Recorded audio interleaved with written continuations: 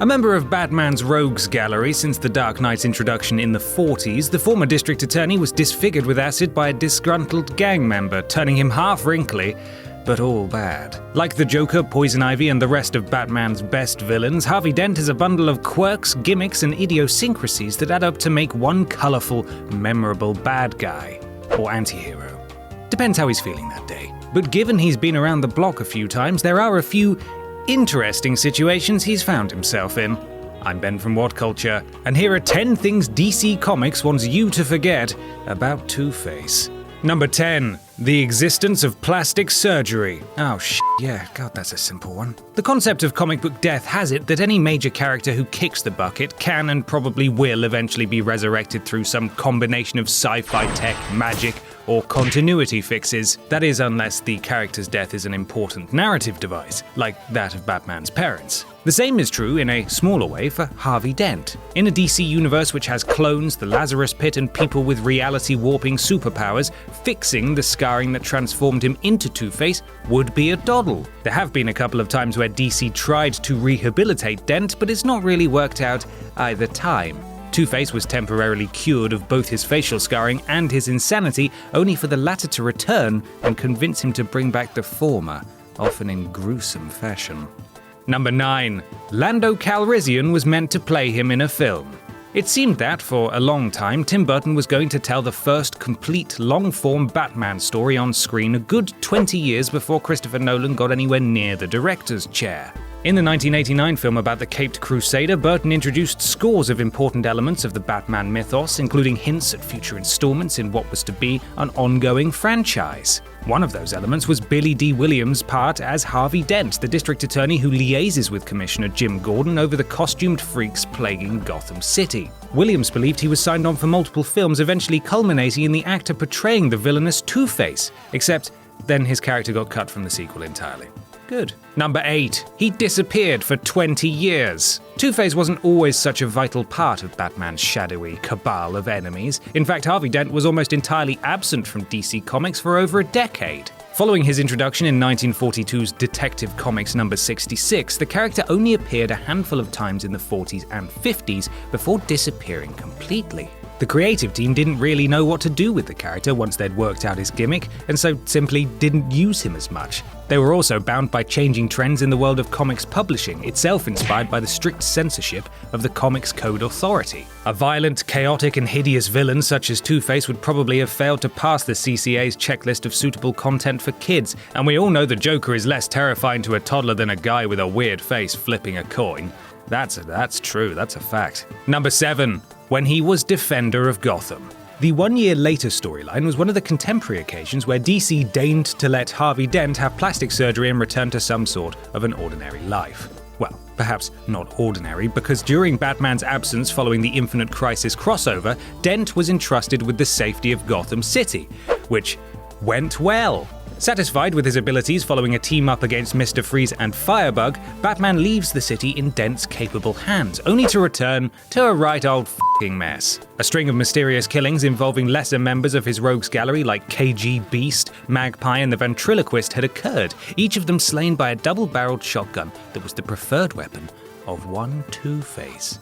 I suppose you could call him a protector of Gotham who was trusted by Batman for wankers. # protector of Gotham who was trusted by Batman for wankers. Number 6. He's father to twins. The conflict central to the 1993 story arc Two-Face Strikes Twice was between Harvey Dent and his ex-wife Gilda, as he becomes convinced the reason their marriage failed was because he was unable to give her children and not because half of his body looks like old chewing gum. Gilda remarries and Two-Face resolves to frame the husband by kidnapping him, replacing him with a doppelganger, and having said double disfigured with acid the same way he was. In the course of the story, it transpires that the former Mrs. Dent is pregnant, and when she gives birth to twins, Harvey once again breaks out of Arkham and this time abducts the Tykes, believing them to be the new guys. Except, it turns out, they're actually his children, created using sperm he had frozen when he was DA and was constantly receiving death threats. No idea why she decided to impregnate herself, but never mind. When faced with the truth, Two-Face then loses his will to fight and releases his twin babies, returns to jail, and none of this was ever mentioned again.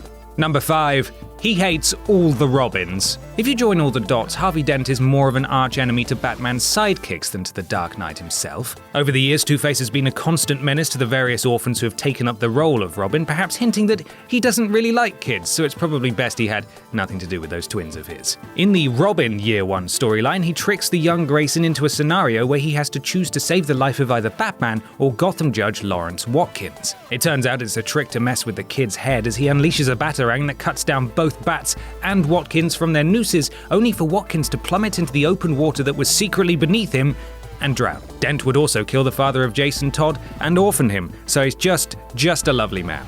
Number 4. He's a total rip-off.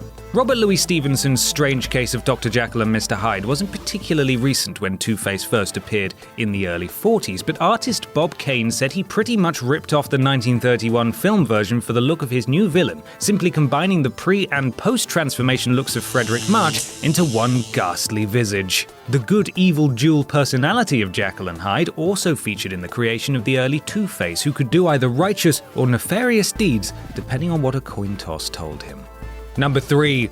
His obsession with twos was a little silly. More than any other member of Batman's rogue gallery, the morality and duality of Harvey Dent and his criminal enterprises are complex and nuanced, a skillful balance of genuine insanity and a good man driven to do bad things. That duality is encapsulated in his coin, one side scratched, which he flips to decide almost every action in his life, but usually and most dramatically to decide what happens to those who cross him.